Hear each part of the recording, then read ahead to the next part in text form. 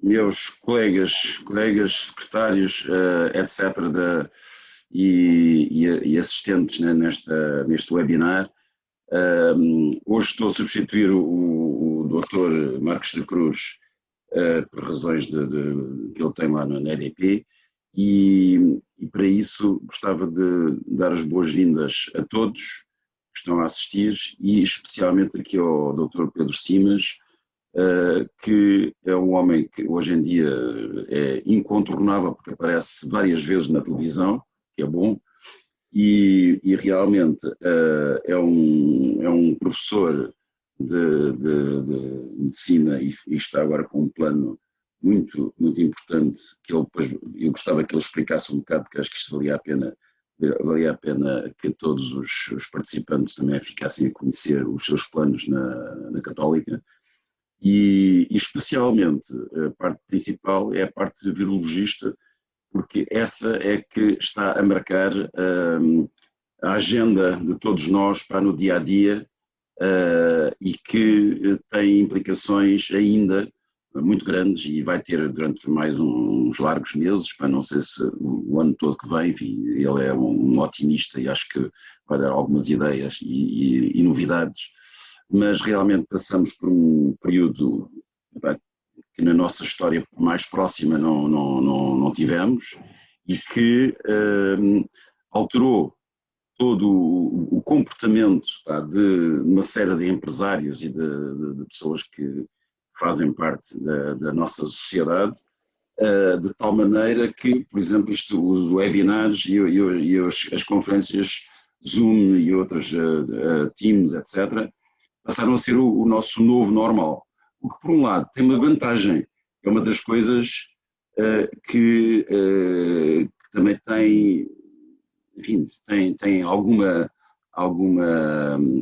evidência na nossa vida normal, porque antigamente, cada vez que alguém me telefonava a dizer que há uma conferência em Singapura, ou em Pequim, ou em Nova Iorque, eu ia porque, enfim, estava interessado, evidentemente, no assunto, mas especialmente porque eram assuntos interessantes, mas viajava-se, ia-se para lá. Hoje, isso acabou.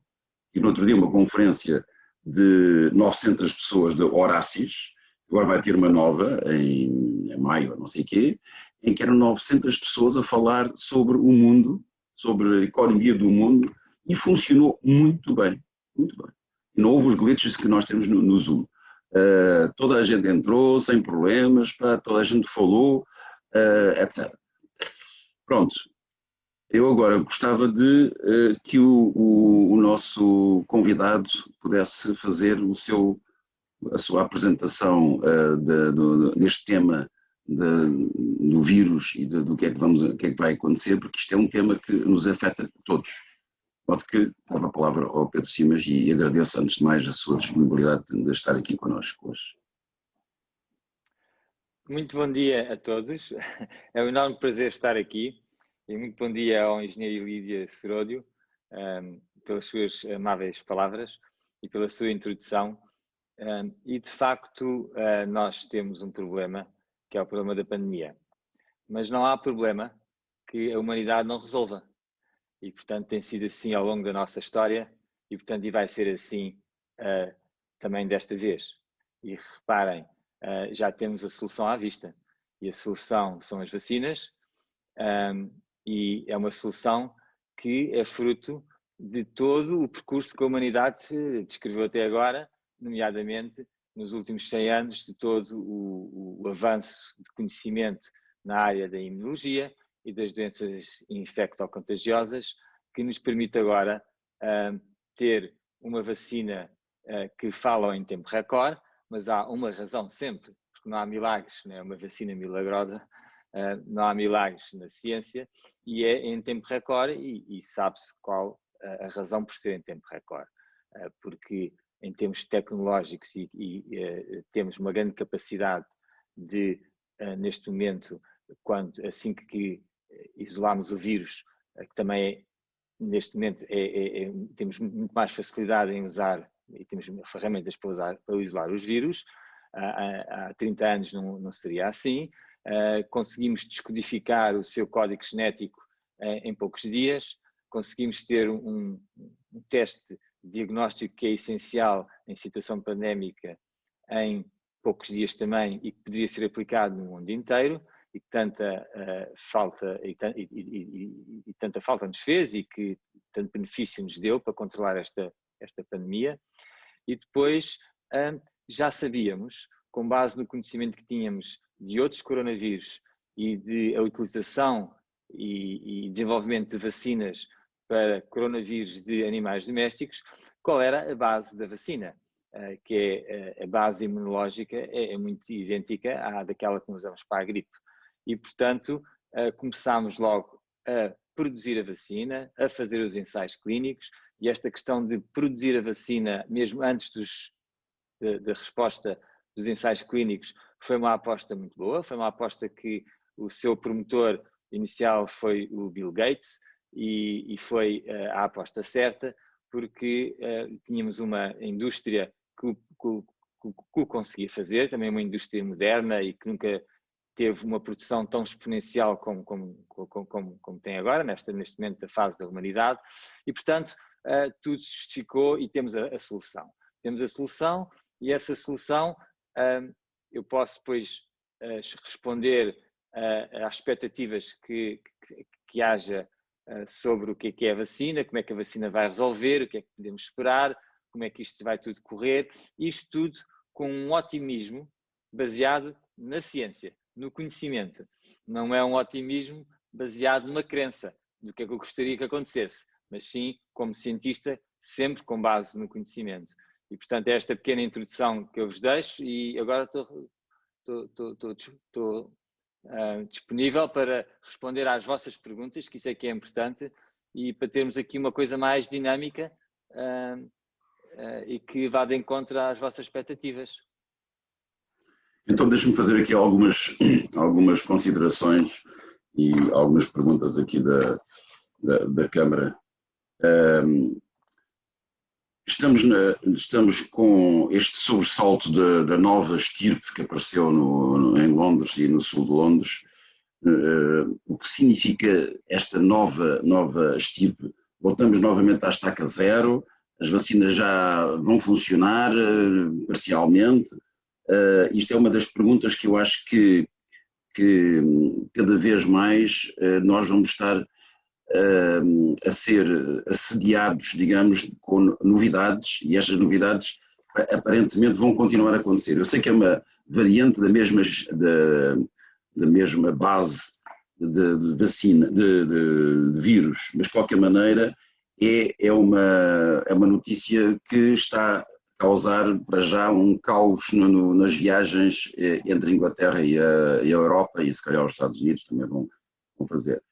Gostava que dissesse qualquer coisa um bocado sobre esta nova estirpe, porque isto é um tema que vai pesar. Há uma excelente pergunta e um excelente início. Muito bem. Olha, é natural, e como referiu o engenheiro, que nesta fase das vacinas, que estas notícias e estes fenómenos que já aconteceram durante a pandemia, que agora, como podem ter uma relevância social grande, que venham mais ao de cima. Mas é preciso que elas não venham ao de cima com a espetacularidade e com a sensacionalidade que cause na sociedade medo. Porque já aprendemos que o medo não é solução e por isso é mau. Então, o que é esta nova variante? E eu agora, e como disse, não, é uma variante e não uma estirpe. Uma estirpe é uma coisa mais bem definida, é uma coisa que tem propriedades biológicas bem identificadas. Isto é uma variante porque praticamente é igual ao seu progenitor, portanto, àquilo que é o vírus que está a circular no mundo inteiro.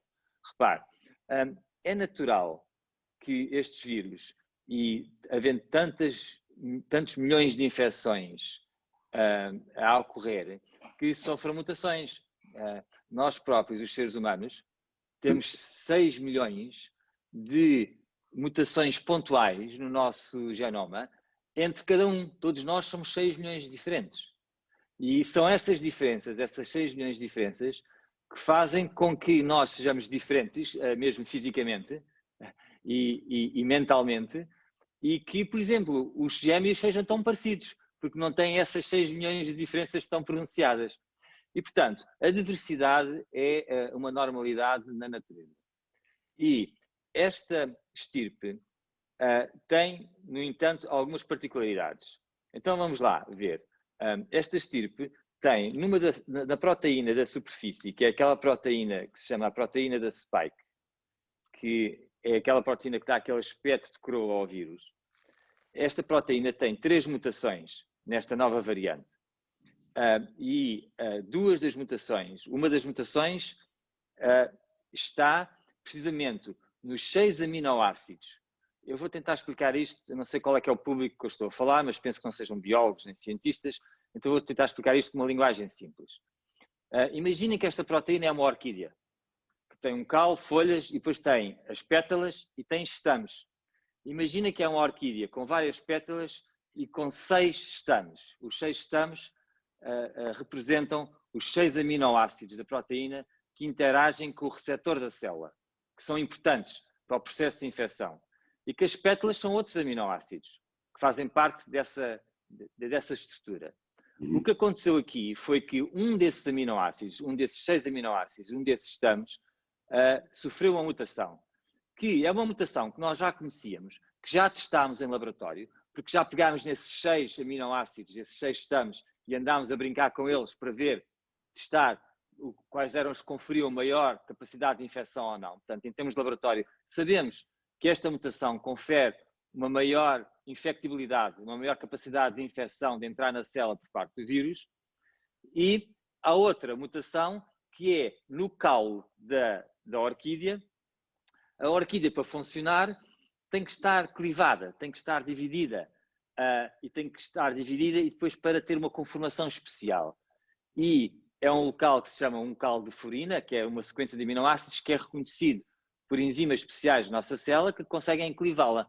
Muito bem. E dar a funcionalidade final desta proteína spike que tem como objetivo promover a entrada do vírus na célula, promover o ato de infecção. Muito bem. O que há de particular nesta variante é que estas duas mutações surgem pela primeira vez em conjunto, no mesmo vírus. Porque já sabíamos e já surgiram no mundo inteiro, em vários isolados virais, estas mutações, ok? E isto faz com que o vírus seja mais eficiente na sua transmissão, ok? Agora, não sabemos de forma alguma se estas mutações vão impactar na eficácia das vacinas. E aí a probabilidade é pequena. E porquê que é pequena? Porque, ao contrário da vírus da gripe, em que as pétalas, que são onde se ligam principalmente os anticorpos, e os anticorpos, ao ligarem-se nas pétalas, bloqueiam o acesso dos estames, que são os outros aminoácidos, os outros 6 aminoácidos, ao receptor celular, bloqueiam esse contacto de uma forma física, bloqueiam. Ao contrário do vírus da gripe, em que essas pétalas podem mudar, variar antigenicamente, com grande taxa de mutação, sem afetar os 6 estames, aqueles 6 aminoácidos, e sem afetar a capacidade do vírus reconhecer o receptor celular e infectar, os coronavírus não funcionam assim. Os coronavírus funcionam que estas pétalas que estão à volta e que formam uma estrutura tridimensional dos 6 estames, que são os aminoácidos importantes para a interação, quando variam, geralmente tornam o vírus menos competente. Em inglês, menos fit. Tem menos preparação física para se ligar às células, para entrar e para desenvolver o seu processo de infecção. Geralmente é isto que acontece. Por isso é que, com base neste conhecimento, eu, como virologista, a Organização Mundial de Saúde e todos os peritos nesta área pressupõem que, em princípio, não há razão, não é previsível que esta mutação tenha impacto na eficácia das vacinas. Mas mesmo que assim fosse, nós podemos sempre, tal qual fazemos com a vacina da gripe, podemos sempre atualizar a vacina do coronavírus. E o que é fantástico é pela primeira vez estamos a usar uma tecnologia nova para a vacinação, já a utilizávamos para outras coisas, mas para a vacinação, que é a tecnologia do RNA, e fazer essa atualização numa vacina de RNA é absolutamente trivial. É instantâneo, é trivial. Depois temos que produzir a vacina, mas também produzir uma vacina de RNA é muito mais fácil do que produzir uma vacina de gripe. E nós fazemos todos os anos as atualizações e a produção das vacinas de gripe. Porque a vacina da gripe tem que se pegar no vírus, tem que se inocular em ovos embrionados ou em culturas de células, tem que se fazer crescer aquilo tudo, tem que se purificar, tem que se inativar e depois então é que vai para a vacina. Com a vacina de RNA é tudo por síntese química e, portanto, é tudo feito num pequeno tubo de ensaio e, portanto, a nossa capacidade de o fazer é muito maior. Portanto, eu não estou preocupado, mas na pouca probabilidade de haver um impacto na eficácia da vacina, também temos a solução para isso. E, portanto, não voltámos à estaca zero, de maneira nenhuma. Não podemos causar o medo nas populações. Eu relembro que houve uma mutação muito famosa no coronavírus, que foi a mutação no codão 614, que também mudou um aminoácido, que era importante no processo de infecciosidade. E essa mutação começou numa determinada área geográfica e espalhou-se pelo mundo inteiro. Neste momento está no mundo inteiro. E não ficámos pior por isso. Portanto, não voltamos à estaca zero. Porquê? Porque as medidas que nós temos para mitigar e para controlar a disseminação deste vírus, do coronavírus, são exatamente as mesmas e igualmente eficazes para controlar a disseminação desta nova variante, que é a máscara, o uso da máscara e o uso das regras de distanciamento físico. Portanto, a máscara fisicamente tanto bloqueia este vírus, portanto, porque o vírus, esta variante, não é mais eficiente a atravessar uma máscara. E, portanto, estamos, nesse aspecto, estamos descansados. No entanto, tem que haver alguma prudência.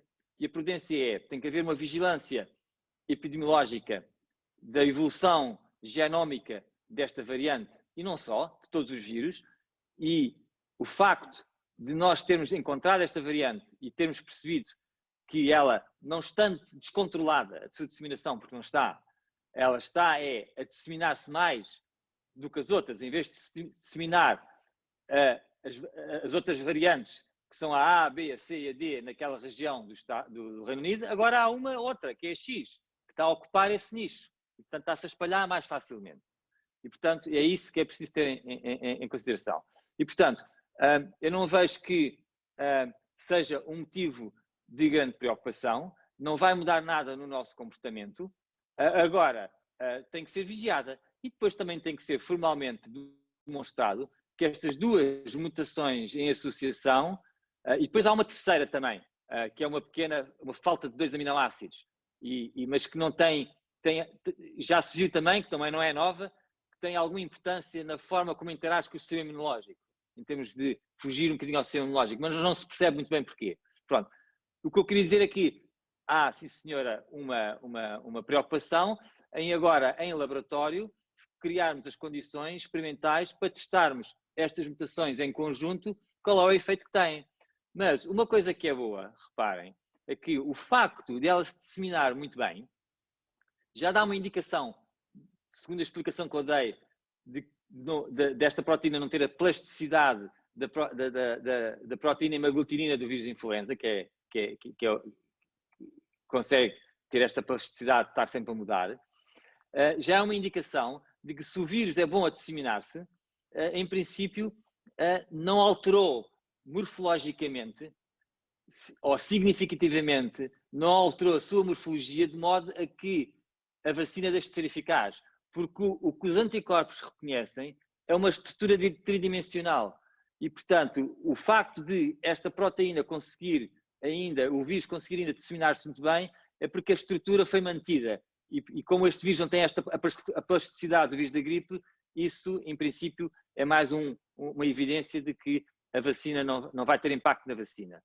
Outra coisa que é importantíssimo explicar às pessoas é que esta variante, pelo facto de disseminar muito bem, tem pouca virulência, que que é assim sempre, tem sido sempre isto. Ou seja, a sua capacidade de produzir doença, em princípio, até é menor que as outras estirpes. Porquê?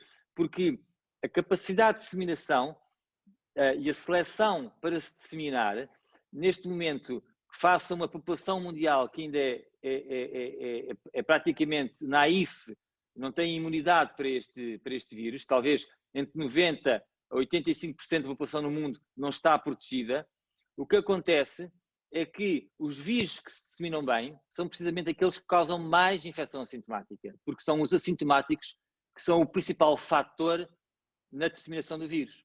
E, portanto, se este vírus está a se disseminar bem no Reino Unido, não só é porque talvez utilize melhor o receptor e o processo de infecção seja mais eficiente, mas porque talvez, o que é provável, provoca um maior número de infecções assintomáticas. E isso, portanto, são boas notícias para as pessoas. Ou seja, para terminar, para responder a esta pergunta, o que convém reter é que, em princípio, são 3 pontos. Não vai ter impacto na vacina, mas mesmo que tivesse, conseguíamos corrigir rapidamente. Não temos que mudar o nosso comportamento no uso da máscara e nas regras de distanciamento. E este vírus não provoca, em princípio, e tudo indica que sim, maior doença ou maior perigo para as pessoas. E, portanto, acho que em relação às proibições de movimento entre as pessoas do Reino Unido para os outros países, acho que é uma decisão política com base não só no conhecimento científico, mas com o conhecimento de toda a sociedade, de como a Europa funciona, e eu, como cientista e como cidadão europeu e cidadão português, só tenho que respeitar isso. Mas gostava de transmitir a minha mensagem de que eu acho que, do ponto de vista da ciência, não há um perigo acrescido para as pessoas, não há um perigo acrescido para a vacina, nem há um perigo acrescido. Portanto, o perigo acrescido vem se de facto não seguirmos as regras e não usarmos a máscara, se houver mais infecção, há mais probabilidade de infectarmos os grupos de risco, termos mais internados e termos mais mortes. E isso sim, trata-se de controlar a disseminação e não propriamente estar tão preocupado se escapa às vacinas ou se provoca a doença mais grave. Obrigado, Pedro. Sim, mas realmente ficamos mais descansados com esta explicação, porque o pânico que viu ontem na televisão, de todos os países a fecharem os voos de Inglaterra e tal, até porque as pessoas vão continuar, aliás, a disseminação já começou exatamente, portanto... E não vamos conseguir impedi-la, ele vai se disseminar pelo mundo. Mas pronto, os políticos gostam de fazer logo alguma coisa para mostrar que sabem o que é que se passa. Mas há aqui algumas perguntas da nossa assistência, que já agora, antes de voltar aqui, há pessoas que estão preocupadas com a vacina e perguntar qual é o período em que nos mantemos protegidos ou imunes após a tomada da vacina e, quando se atingir a imunidade de grupo, deixa-se de vacinar a restante população? Muito bem, essa também é uma excelente pergunta. Então eu vou tentar explicar. Olha, a vacina, como todas as vacinas, tem uma longevidade. Mas o que é típico destes vírus? Eu vou-lhe explicar como se não houvesse vacina. Nós, todos os anos, temos várias constipações.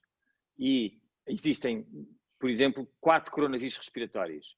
E o que é típico é de mais ou menos 2 em 2 anos, cada um destes vírus nos vai infectando. Porque a sua estratégia de sobrevivência na natureza é de provocar infecções muito ligeiras do trato aéreo respiratório superior, que é a nasofaringe, e, portanto, causam uma imunidade, que a imunidade tem muito a ver com a intensidade da doença. E, portanto, como a intensidade da doença é ligeira, provoca uma imunidade que é de pouca duração. E assim, é uma estratégia que lhes permite, de 2 em 2 anos, irem reinfectando a pessoa. Muito bem. O problema agora é que apareceu um vírus novo para o qual nós não temos imunidade nenhuma. E tal e qual, como aconteceu para os outros coronavírus na espécie humana, que são 4 coronavírus respiratórios, que quando apareceram criaram pandemias e criaram doença grave em alguns grupos de risco. Este está a fazer exatamente a mesma coisa. Olha, a pandemia, que se chama a pandemia da gripe, no fim de 1800, sabe-se agora que, com quase toda a certeza, foi a última pandemia, o último coronavírus respiratório que entrou na população humana e matou milhões de pessoas. E foi uma pandemia. E foi erradamente classificada ou identificada como uma pandemia de gripe. Em princípio não o foi. Portanto, isto é um processo natural. Agora, em relação à vacina, repare, o que vai acontecer com a vacina, hoje acabei de escrever um texto para a última edição do Expresso em que explica isso. E também escrevi para o Expresso há 2 ou 3 semanas atrás uma rúbrica que é a Alma Grande a explicar que as vacinas eram a solução. Então, o que é que eu explico aí e o que é que se prevê com base naquilo que é o conhecimento dos coronavírus, o conhecimento científico, o que é que se prevê que aconteça? Imagina, uma pessoa que é vacinada. A vacina só tem um antigénio, que é a proteína da superfície. Ela é vacinada, tem uma longevidade da vacina, imagino que 6 meses, ou que de 1 ano. A probabilidade da pessoa, face a um vírus que é pandémico, e que depois vai passar de pandémico a endémico, como todos os outros coronavírus. O que é que quer dizer pandémico para endémico? Pandémico é que está a disseminar de uma forma exponencial, porque a maior parte da população não tem imunidade. Endémico é quando atinge essa imunidade e passa a disseminar-se intermitentemente a nível individual nas pessoas, de 2 em 2 anos, que em termos coletivos estabelece um padrão sazonal, tal qual como todos os outros vírus respiratórios. A gripe, os coronavírus, os rinovírus. Então o que é que acontece? A pessoa que toma a vacina durante 6 meses ou 1 ano, a probabilidade de não contactar com o vírus, não ser exposta ao vírus, é muito pequena. Mas isso é fantástico, que seja exposta ao vírus. Porquê? Porque a pessoa que é vacinada e que é exposta ao vírus natural, ao vírus selvagem, vai ser infectada, vai ter uma resposta a esse vírus muito boa, se calhar nem vai notar que foi infectada, e agora vai ter uma resposta muito mais diversa. Em vez de ter só uma resposta a uma proteína viral, que é aquela que é codificada pela vacina, vai ter uma resposta a todas as proteínas virais, muito mais completa. E em vez de ter só anticorpos no sangue, vai agora, porque é um processo de infecção natural, desenvolver anticorpos na sua mucosa nasal, que são os anticorpos especiais que nos protegem contra a infecção.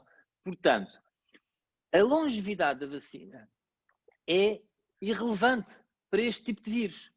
Não seria irrelevante para o vírus do sarampo, para o vírus da papeira, para o vírus da rubéola, para o vírus da hepatite B. Mas para este vírus é irrelevante. Nós queremos proteger neste momento os grupos de risco de uma forma transitória com a vacina e queremos construir a imunidade populacional para transformar um vírus pandémico num endémico, mas tendo atingido estes 2 objetivos, a vacina deixa de ter utilidade na população em geral. Não vamos ficar dependentes dela. Poderemos utilizá-la, se for caso disso, nos grupos de risco, como fazemos com as vacinas da gripe. Mas são em situações muito específicas no futuro. Portanto, a longevidade da vacina não é uma coisa que me preocupe. Muito bem. Então, eu queria fazer aqui mais uma pergunta sobre o que tem acontecido no mundo em relação à reação mais rápida ou menos rápida, especialmente os países para que conhecemos, a China, a Taiwan, Singapura, Estados Unidos, Brasil. Brasil é uma desgraça, já sabemos, mas houve países que conseguiram conter rapidamente, como a China, porque tem um regime ditatorial que pode fazer isso, Singapura fez a mesma coisa, Taiwan também, e portanto houve países que conseguiram exigir, digamos, condições para que a pandemia não se alargasse a tanta gente. Por outro lado, a Suécia tentou fazer o contrário e agora estão a pedir desculpa porque realmente a coisa não correu bem. Portugal fez um bocado o caminho dos outros todos, vamos fazendo umas coisas, vamos agora lançar finalmente as vacinas, não ver se as vacinas vão resolver o problema, mas julgo que terão alguma, como já referiu, terão alguma evidência de de pelo menos dar capacidade às pessoas de aguentarem e não irem todos para os hospitais. E, portanto, nesse aspecto, gostava que dissesse qualquer coisa sobre o que é que alguns países fizeram de bem e outros que estão naquela balda, como no Brasil, e de certa maneira aqui em Portugal houve no princípio muita vontade de sair e de confraternizar e tudo que realmente criou problemas. Muito bem. Isto é um problema global, mas a solução não é global. É global, mas adaptada à diversidade que é fantástica da humanidade. E todos os países são diferentes, todos os países têm culturas diferentes, todos os países têm sistemas políticos diferentes e, portanto, nós temos que nos adaptar. Agora, há uma coisa que é comum, que é o problema, e o problema que é comum é o vírus não é diferente na China, no Brasil, em Portugal e no resto do mundo. É sempre o mesmo vírus. As medidas para prevenir a disseminação do vírus não são diferentes, no sentido de que a regra de distanciamento e o uso da máscara é igual em todo o mundo. Ou seja, nós sabemos que o que é igual em todo o mundo é que o vírus se transmite por gotículas produzidas quando respiramos, as chamadas gotículas respiratórias. Agora, como é que o uso das máscaras, como é que as regras de distanciamento social, como é que as ferramentas científicas como a testagem, aquilo que se chama o contact tracing, que é o rastreio dos contactos, como é que as medidas se adoptam em cada país é diferente. E, obviamente, os resultados também são diferentes. E como o engenheiro Seródio disse, houve países que tiveram muito sucesso no controle da pandemia e outros tiveram menos sucesso. O que eu acho é que as medidas têm que ser adaptadas ao sistema, à estrutura social e económica do país. E, portanto, se alguma coisa esta pandemia nos ensinou, é precisamente isso. E isto é uma curva de aprendizagem e é legítimo cada país, no início, estabelecer as regras que acha mais importantes, mas o que é muito importante é ir sempre avaliando a eficácia dessas medidas, que é uma curva de aprendizagem, e dar sempre, reavaliar, ou dar sempre um passo atrás e corrigir, e ir-nos adaptando. E é isso que nós temos feito em Portugal. O que não pode haver é medo, isso não pode haver. Mas o que temos feito em Portugal, repara, eu dou-lhe um exemplo. A média de mortalidade nos lares na Europa variou entre 40% a 60%, ou seja, no total das mortes todas que existiram por infecção por SARS-CoV-2, 40% a 60% das mortes teve origem nos lares. Portugal teve uma média até ao final do verão de cerca de 40%. Portanto, estava no valor baixo da média europeia. Em termos comparativos, por exemplo, a Espanha tinha 62%. Neste período, que foi desde 1 de outubro a 15 de dezembro, nós baixámos a média de mortalidade nos lares para 24%. O que significa que 76% da população que está a morrer, ou das pessoas que estão a morrer em Portugal neste momento, tem origem fora dos lares. O que significa que houve uma aprendizagem, houve medidas que foram tomadas para proteger os lares, nomeadamente testar preventivamente todos os funcionários que trabalhavam nos lares, que era um veículo de introdução do vírus nos lares. E, portanto, eu com isto quero dizer que a solução e a forma como, mesmo em Portugal, as medidas que nós adotamos para Portugal não têm que ser iguais em todos os distritos, em todos os concelhos. Temos que olhar de uma forma inteligente para a forma como o vírus se está a disseminar, para o tipo de região que temos, se tem alta densidade populacional, se tem baixa densidade populacional, se tem muita indústria ou pouca indústria, e adaptar-nos as medidas a essa realidade, tendo em consideração que a sociedade não é, é complexa, está toda ligada e que o problema deste vírus não é o único problema da sociedade e que temos que sempre ter em consideração, e eu aqui falo como cidadão, de que quando adotamos medidas que são medidas para esta pandemia, estamos, de certa forma, a impactar no resto da sociedade. Estamos a impactar na saúde das pessoas. E, portanto, são precisas ser feitas com muita cautela e com muito conhecimento de toda a sociedade, com uma visão holística de toda a sociedade, para que não sejam mais prejudiciais do que benéficas.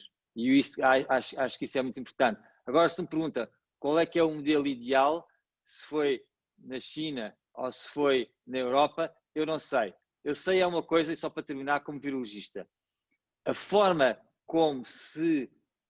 há duas formas com as quais se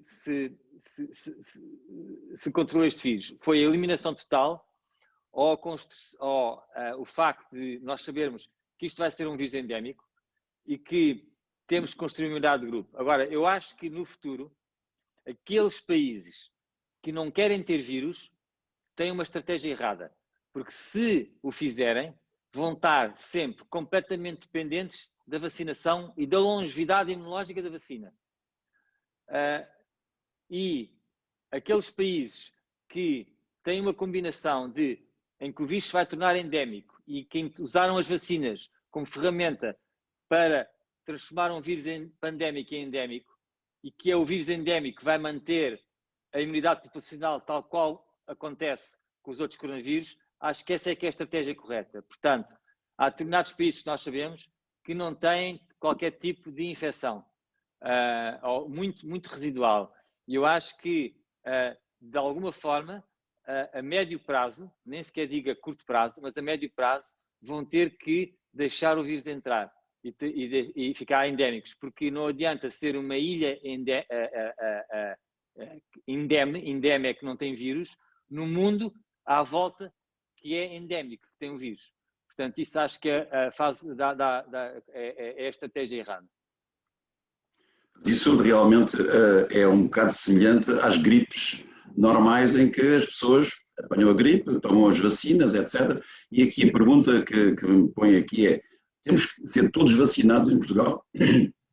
Bom, essa é uma pergunta, estamos aqui num ambiente mais restrito e mais seletivo, e que eu posso dar a minha opinião como virologista. Repare, daquilo que se depreende das minhas palavras é de que temos dois problemas.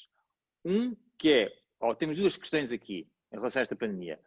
O problema principal desta pandemia são as vidas que se perdem, que estão muito bem identificadas nos grupos de risco. Nesse sentido, a vacina é uma magic bullet, é uma bala mágica, porque se confirmar que a proteção ou a eficácia das vacinas para proteger os grupos de risco, para proteger contra a doença severa, está entre os 95% a 100%, mesmo que baixe para os 80%, ou depois 85%, ou após 75%, vai ser muito eficaz em proteger os grupos de risco. A partir do momento em que se protege os grupos de risco, a necessidade de existir uma imunidade populacional para proteger os grupos de risco deixa de ser tão prioritária. Porquê?